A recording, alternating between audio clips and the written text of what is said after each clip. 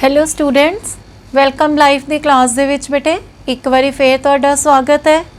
आपां एक एक पड़ाਅ ते लंघदे होए बेटे जिंदगी दे बहुत ही चंगे राह वल जा रहे हां, जिहदे विच साडीआं जिहड़ियां नैतिक कदरां कीमतां हैगीआं वो होर मजबूत हो रही हैं ते असीं एक बहुत ही चंगे इंसान बन के विचर रहे हां।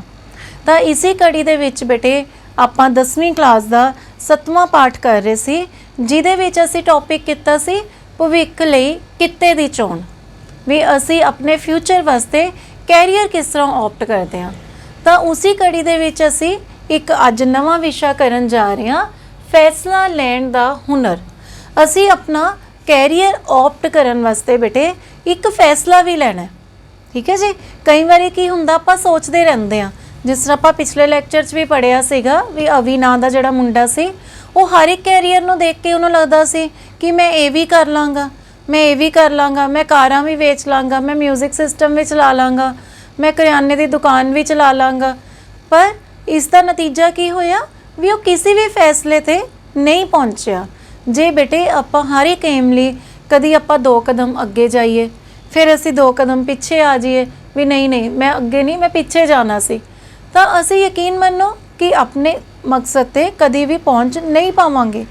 उहदे लई सानू एक दृढ़ फैसला लेना पेगा कि मेरा मकसद यही है, मैं यही कैरियर ऑप्ट करना है, मैं इत्थे ही पहुँचना है।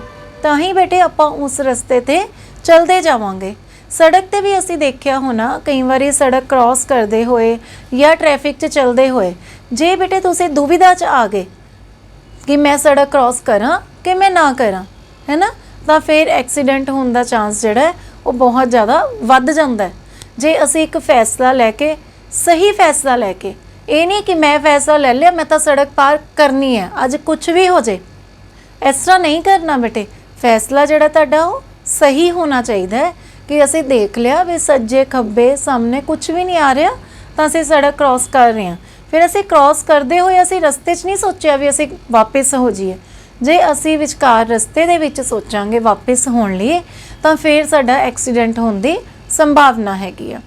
तो इस तरह ही बेटे लाइफ दे विच असी पहला जिहड़ा कैरियर बारे सोचना है, उहदे सारे जिहड़े आसपैक्ट्स हैं, सारे उहदे जो भी हो सकदा है उहदे नैगेटिव पॉजिटिव वो सारा कुछ सोचना है भी साडे घरदियां लई ठीक है, समय के अनुसार है, सानू पैसे पक्षों ठीक है जी। वो सारे फैक्टर सोच के जदों असीं फैसला लिया तो सही फैसला होना चाहिए, फिर असीं उहदे वल अगे वधना है, ठीक है जी।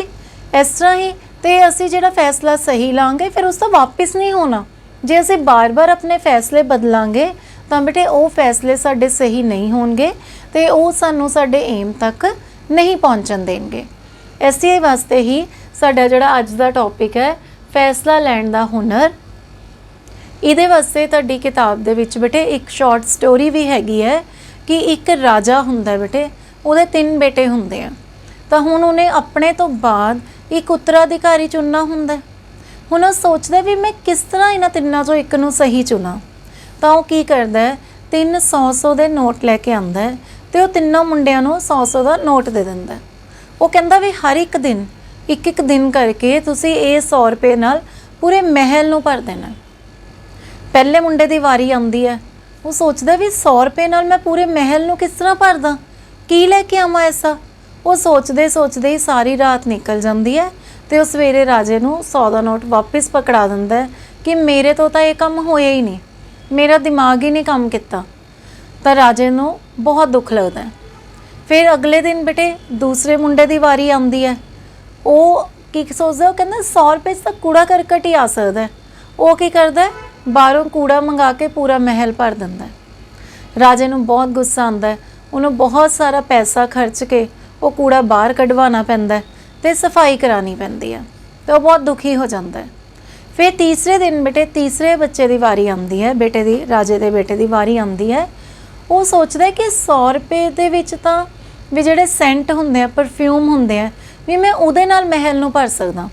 तो बहुत सारे इत्र परफ्यूम ये सारे इकट्ठे कर लैंदा है तो वो सारे महल दे विच स्प्रे करवा दिंदा है, ठीक है जी। तो सारा महल खुशबू नाल भर जाता है। तो राजा बहुत ज़्यादा खुश हुंदा उहदे इस फैसले ते उसनूं उत्तराधिकारी बना दिंदा है।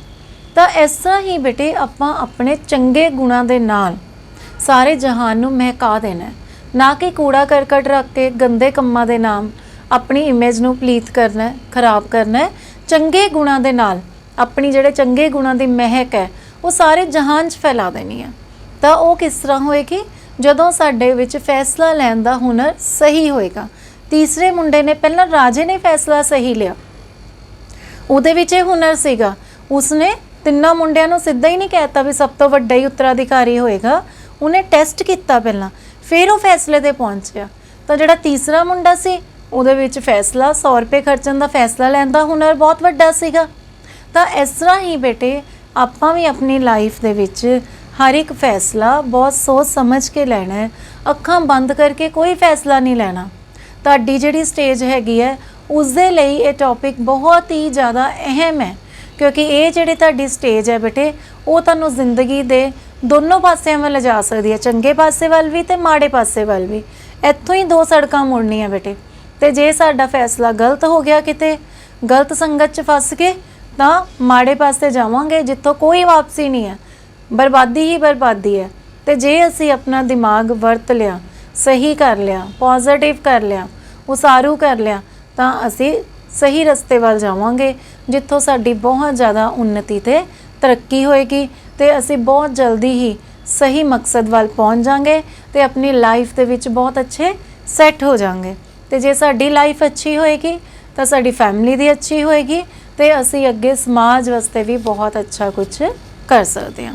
ਤਾਂ ਸਾਰੇ ਵਿਦਿਆਰਥੀਆਂ ਨੇ ਬੇਟੇ ਜੋ ਵੀ ਆਪਣੇ ਕੈਰੀਅਰ ਲਈ, ਜੋ ਵੀ ਆਪਣੀ ਲਾਈਫ ਵਾਸਤੇ ਫੈਸਲਾ ਲੈਣਾ ਹੈ ਉਹ ਬਹੁਤ ਸੋਚ ਸਮਝ ਕੇ ਲੈਣਾ ਹੈ। ਅੱਖਾਂ ਬੰਦ ਕਰਕੇ, ਕੰਨ ਬੰਦ ਕਰਕੇ ਕੋਈ ਫੈਸਲਾ ਨਹੀਂ ਲੈਣਾ। ਜੋ ਡਿਸੀਜਨ ਲੈਣਾ ਹੈ ਅੱਖਾਂ ਖੋਲ ਕੇ, ਕੰਨ ਖੋਲ ਕੇ, ਦਿਮਾਗ ਖੋਲ ਕੇ ਲੈਣਾ ਫੈਸਲਾ, ਤਾਂ ਤੁਹਾਡਾ ਫੈਸਲਾ ਸਹਿਜੇ ਹੀ ਸਹੀ ਹੋਏਗਾ। ਅਗਲੇ ਵਿਸ਼ੇ ਨਾਲ ਅਗਲੀ ਕਲਾਸ ਦੇ ਵਿੱਚ ਮਿਲਾਂਗੇ ਬੇਟੇ। ਤਦ ਤੱਕ ਲਈ ਆਪਣਾ ਖਿਆਲ ਰੱਖਣਾ। ਧੰਨਵਾਦ।